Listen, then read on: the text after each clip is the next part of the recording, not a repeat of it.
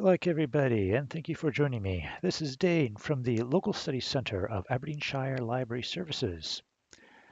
In this podcast, I will be joined by our volunteer researcher, Phil, who is going to be speaking about the witch trials of the 16th century in Aberdeenshire. This will be part one of a multi-part series. Enjoy. I am joined here by our volunteer researcher, Phil, who is going to speak to us about Aberdeenshire witches. So, Phil, would you please take it away and tell me about... Will do. Thank you very much, Dane. This is a fascinating subject, and there is a lot in it, I have to say. But Aberdeenshire Library, as part of their local history week, have decided that they like this subject, and I'm going to talk a little bit about the impact of witchcraft and condemned witches during the latter part of the 16th century.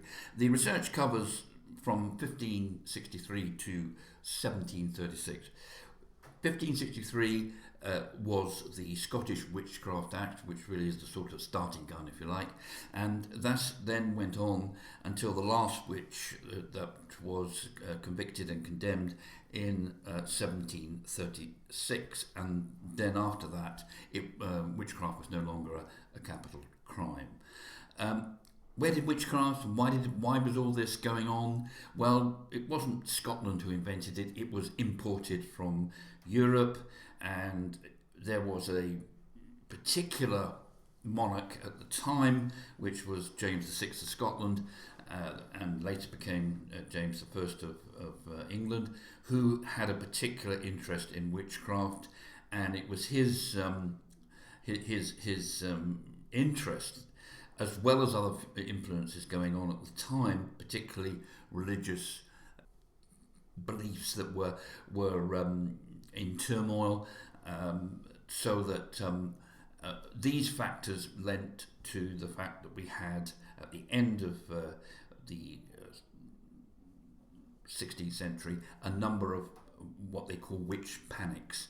And the second big panic of 1596-97 occurred in Aberdeenshire, and over that period almost 200 witches, or those who were convicted or accused of being involved in witchcraft, were convicted and suffered the fate of being executed. That is the end of part one. Watch this space for the next part, which will be posted very soon. Bye for now.